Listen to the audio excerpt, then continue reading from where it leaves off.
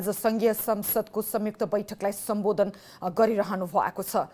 संयुक्त बैठक नयाँ बानेश्वरको अन्तर्राष्ट्रिय सम्मेलन केन्द्रमा सुरु भइसकेको छ। अब हामी तपाईलाई सोही सम्बोधनतर्फ लिएर जाँदैछौँ। संयुक्त बैठकलाई सम्बोधनको लागि अनुरोध गर्दछु। Honorable MPs, I would like to request His Excellency Antonio Guterres to address the joint sitting of the both houses of the Federal Parliament.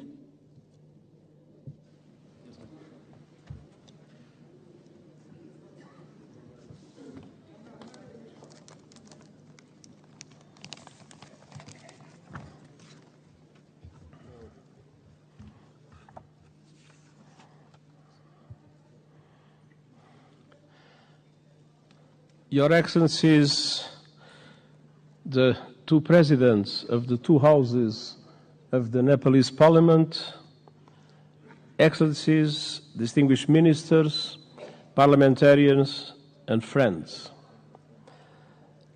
Allow me, before I start, to express my deep gratitude for the wonderful hospitality that the government and the people of Nepal has provided to me during these 3 days. All the facilities that were put at my disposal have transformed this visit in an enormous success. I learned a lot, and I commit to use what I learned to support Nepal in your struggle against climate change and for development of your country. When I am here, I am twice at home. I'm at home because I am in Nepal, and I'm at home because I am in a parliament. And I was 18 years in my own parliament. So allow me to call you dear colleagues. It is an honor to be here with you today and a privilege to be back in beautiful Nepal. My first visit was in 1978. And every time I have visited, I have been astounded. And this trip has been no exception. What I've seen and experienced in the past few days will stay with me always. The sunlight hitting the Himalayas, the warmth of the people, the richness of your cultural diversity, and of course, the sanctity of Lumbini. I thank the government of Nepal for your invitation, your hospitality, and your welcome to me and to my delegation. Excellencies, we meet today amidst a world in turmoil. Decades of progress on poverty and hunger are being reversed in large parts of the world. Inflation is undermining household and national budgets. Families and countries alike face financial crises. Women are underrepresented and underpaid. And I recognize the enormous effort that Nepal is doing in the way for gender equality, full gender equality, and I praise your efforts and its results. Violence and conflict abound. While the conflict in the Middle East is thousands of miles away, Nepalis were among the many victims of Hamas' brutal attacks in Israel. I send my sincere condolences to the families of the 10 Nepalese students who were killed and express my best wishes for the safe return of Mr. Bipin Joshi, who is missing. Distinguished parliamentarians, as geopolitical tensions rise, global divisions are becoming deeper and more dangerous. And smaller countries fear becoming collateral damage in competition between the great powers. And climate catastrophe is accelerating with a deadly force. In responding to this crisis, the world could learn much from Nepal. This country is a promoter of peace, a champion of multilateralism, and a staunch supporter of sustainable development and climate action. Nestled between two great powers, you have forged your own paths to safeguard your sovereignty and your independence. And your journey over the past 20 years has been wonderful to see. A new republic with a new constitution as the UN Charter at its heart. You were quick to embrace the Sustainable Development Goals and are making progress on many of them, independently of the difficult financial conditions that developing countries face in today's unfair world. Your country has successfully calmed the storms of conflict and moved from war to peace, a process the United Nations has been proud to support. Dear parliamentarian colleagues, Nepal does not stand still. Your dynamic story of progress continues today. Your graduation from least developed country status is imminent, and the United Nations is committed to supporting a smooth transition. And you are preparing the final stages of our Nepalese-led peace process, healing the wounds of war through transitional justice. A process to bring peace to victims, families and communities haunted by questions and scared by injustice, and help put the past to rest. Transitional justice can play a vital role in securing lasting peace, but we all know it's not easy. By nature, is a delicate and complex process. We know that transitional justice has the greatest chance of success when it is inclusive, comprehensive, and has victims at its heart. When it centers on truth, reparation, and justice, when women participate fully, and when all victims of human rights violations can find meaningful redress. And I welcome efforts here in Nepal to drive progress and find solutions in this regard. And I want to tell you are not alone. The United Nations, respecting the Nepalese leadership of this process, stands ready to support you with your victim-centered process and its implementation in line with international standards, your own Supreme Court's rulings. The United Nations and Nepal are old friends. Our cooperation runs deep. Nepal has long been a cherished member of the UN family and a powerful voice for developing countries, most recently as chair of the Least Developed Countries Group. And this relatively small country compared with the big powers has made an outsized contribution to international peace. Of all the countries on earth, Nepal is the second largest contributor of troops to United Nations missions, military and police. I'm sincerely grateful to the Nepali people for their dedication, their courage, and their service in peacekeeping. And I would like to take a moment and ask for one moment of silence to honor those Nepalese who have lost their lives serving under the blue flag.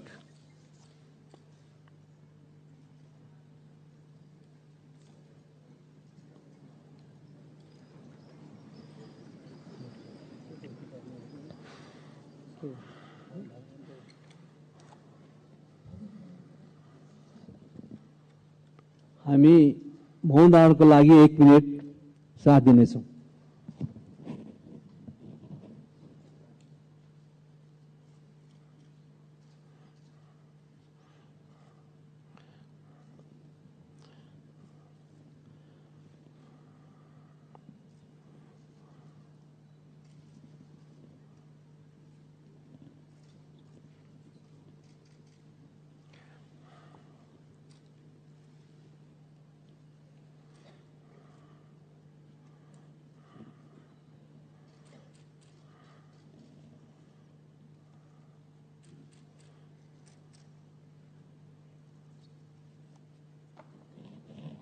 Thank you.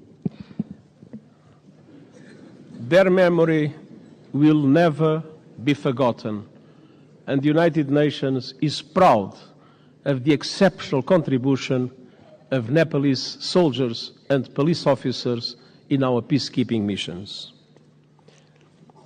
Dear parliamentarian colleagues, on climate action, Nepal is a frontrunner. You are on target to reach net zero emissions by 2045. Thanks to extraordinary reforestation efforts, trees now cover almost half of the country. And you are one of the pioneers of the Early Warning Systems for All initiative, which aims to protect every person on Earth by 2027. Yet global crises are hitting Nepal hard, as they are developing countries around the world. The lingering effects of COVID-19 pandemic, inflation, and above all the climate crisis are threatening hard-won development gains and squeezing the funds available for investment. Nepal contributes a minimal fraction of a percent, 0.000%, to global emissions. But monsoons, storms, landslides are growing in force and ferocity, sweeping away crops, livestock, and entire villages, decimating economies and ruining lives. In August, landslides caused by heavy rains caused devastation and killed scores of people. And glaciers are melting at record levels. I was a witness. Nepal has lost close to a third of its size in just over 30 years. The effect is devastating. Swollen lakes bursting, rivers and seas rising, cultures threatened, and mountainsides exposed, inflaming the risk of rockslides, landslides, and avalanche. Threats will continue mounting. Himalayan glaciers provide fresh water to over 1 billion people. As they shrink, so do river flows. In the future, now we have too much floods, but one day in the future, Himalayan rivers like the Indus, the Ganges, and the Brahmaputra will have their flow severely limited. Combined with saltwater intrusion, that will decimate deltas in this region and beyond. That could mean low-lying communities and entire countries erased forever. Millions of people on the move and fierce competition for water and land. Nepal is now one of the countries that is suffering the most, but other South Asian countries might become in the future terrible victims of the receding glaciers of Nepal. Dear parliamentarian colleagues, what is happening in this country as a result of climate change is an appalling injustice and a searing indictment of the fossil fuel age. I am deeply concerned by those communities in Nepal facing the brutal impacts of the climate crisis. The United Nations stands with them. The world must do the same. That was one of the reasons why I took profit of my visit to the Everest base camp to issue a video for the whole world showing the drama of receding glaciers and the impacts that will have in the future. Nepal and other developing countries need far greater international support to aid development, accelerate climate action, and weather the current global storms.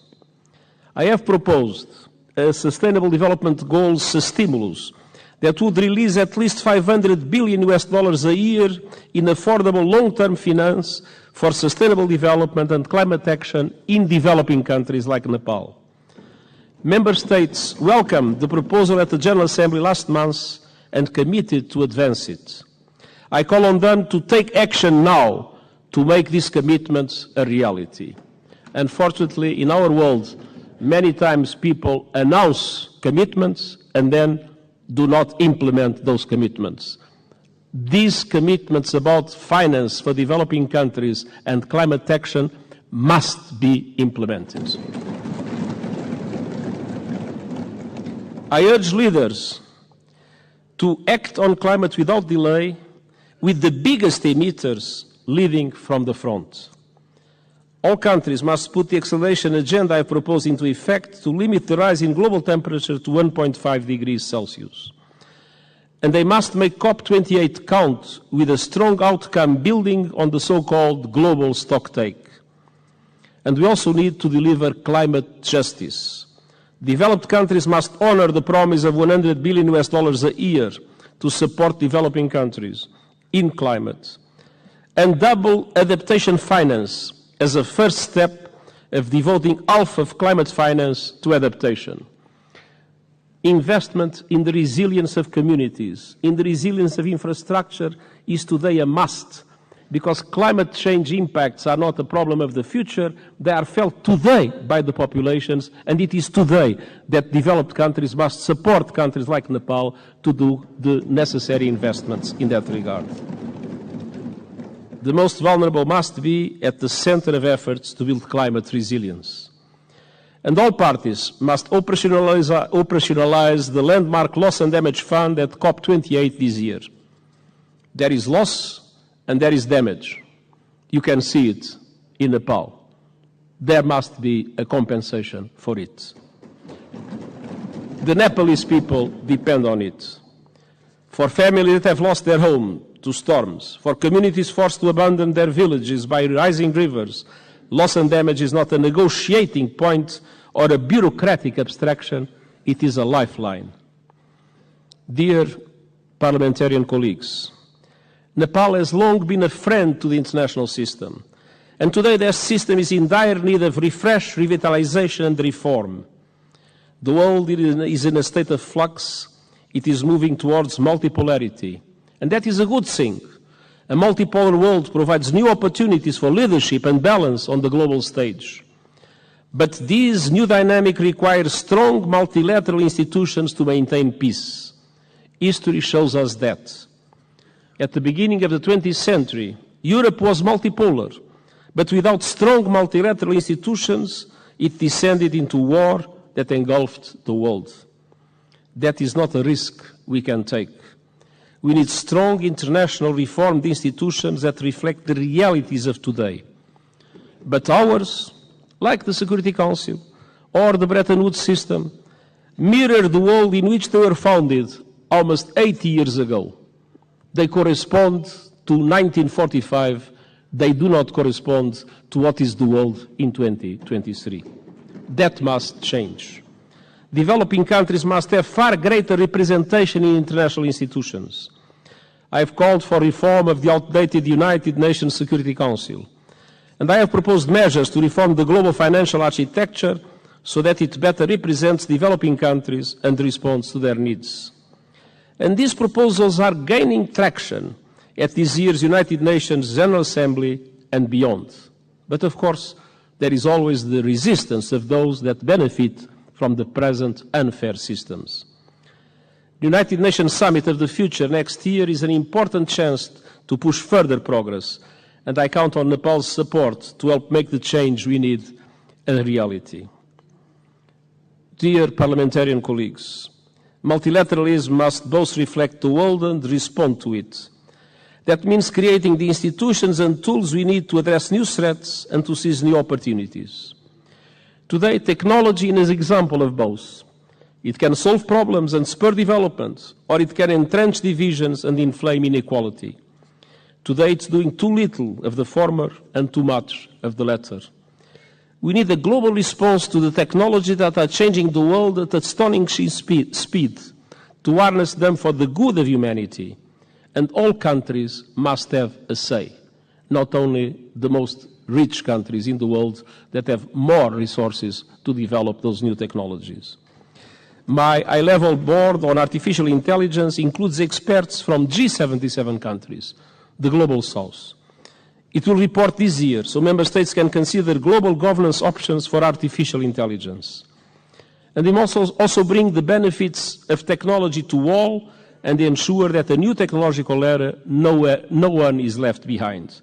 This is the purpose of the Global Digital Compact the United Nations is proposing.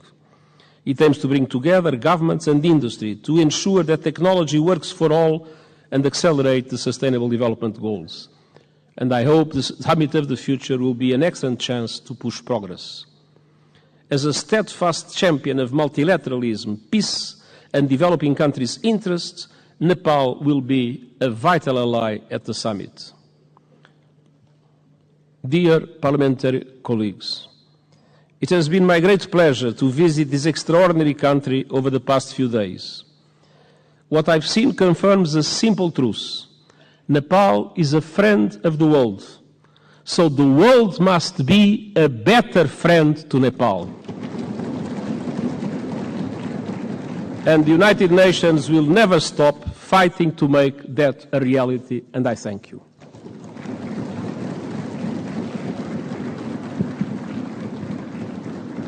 अब म महामहिम Antonio गुटेरेसलाई आसन ग्रहण गर्न आग्रह गर्दछु. Now I would like to request his excellency to be seated. मान्य सदस्यहरू, संयुक्त राष्ट्रका महासचिव महामहिमबाट आज संघीय संसदको दुवै सदनको संयुक्त बैठकलाई भएको सम्बोधनप्रति निम्नलिखित धन्यवाद प्रस्ताव प्रस्तुत गर्दछु. धन्यवाद प्रस्ताव. संयुक्त राष्ट्रका महासचिव महामहिम एन्टोनियो गुटेरेसबाट नेपालको संघीय संसदको दुवै सदनको संयुक्त बैठकलाई गर्नुभएको संविधानको लागि संयुक्त सदनको यो बैठक महामहिमप्रति धन्यवाद ज्ञापन गर्दछ.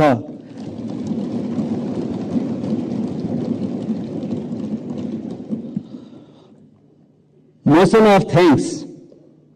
This joint sitting of the Federal Parliament of Nepal expresses its gratitude to the Secretary General of the United Nations, His Excellency Antonio Guterres, for his address to the joint sitting of the both House of the Federal Parliament.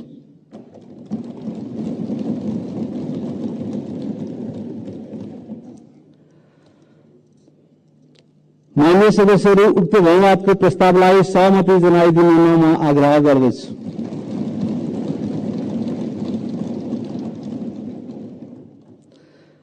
मान्य सदस्यहरू, यो बैठक स्थगित भए पश्चात सम्पूर्ण मान्य सदस्यहरू आफ्नो स्थानमा उभिएर महासचिव महामहिम एन्टोनियो गुटेरेसलाई विदाई गरिदिन म आग्रह गर्दछु. मान्य सदस्यहरू, संघीय संसदको दुवै सदनको संयुक्त बैठक यही स्थगित हुन्छ.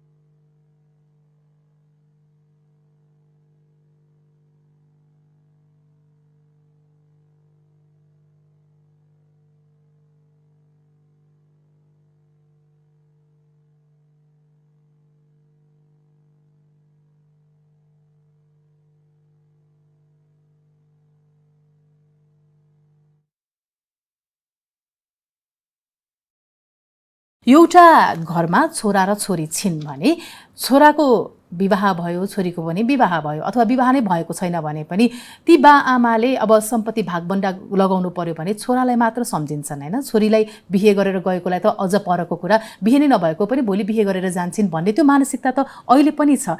त्यहाँनिर म अभिभावकलाई मात्र दोष दिन्न, छोरीले पनि मेरो यो अधिकार हो मैले माग्नुपर्छ भनेर कमै मात्र माग्ने आँट गर्छन्. त्यो किन छ अहिले पनि? परिवारभित्र यी कुराहरू परिवर्तन आएको छैन, न महिला न पुरुष. तपाईले भन्नु छोरीले माग्न सक्ने आँट छैन, छोराले दिइहालेको अवस्था छैन, बाउ आमाले भनिहाल्न सक्ने अवस्था छैन. र मै भनौँ, मै पनि तपाईँ पनि एउटा के भन्छौँ मिडल क्लास सम्पन्न परिवारबाट आएर पनि मैले त्यो भनिहाल्ने हो र हैन.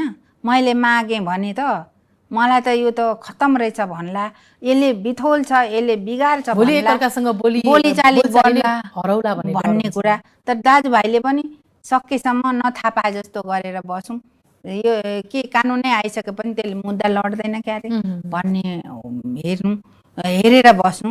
यो एउटा चाहिँ नि हामीले हाम्रो लागि एउटा ठुलो चुनौती हो.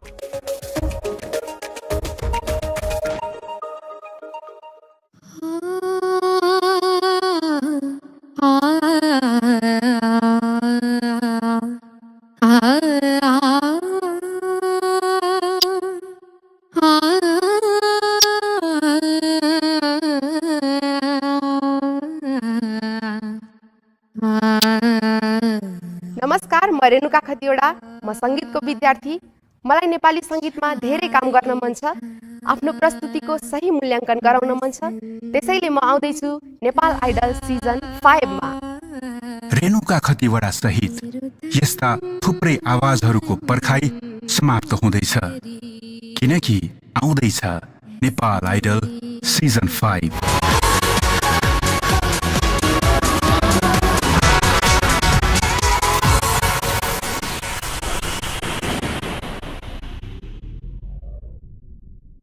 सद्गमयले तपाईहरूलाई नेपाली समाजका वास्तविक मानिस, उनीहरूका सङ्घर्ष, उनीहरूका सफलता र सामूहिक परिवर्तनको मर्मस्पर्शी कथाहरूको साक्षी बनाउनेछ।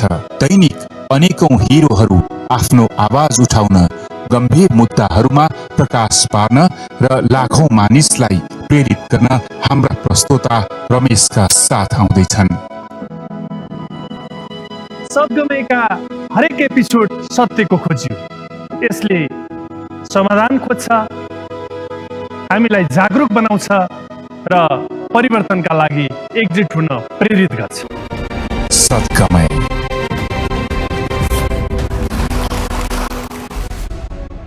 Internet partner Dish Home Fibernet, associate sponsor Nepal telecom, राष्ट्रको सञ्चार, कृषि विकास बैंक लिमिटेड, राष्ट्र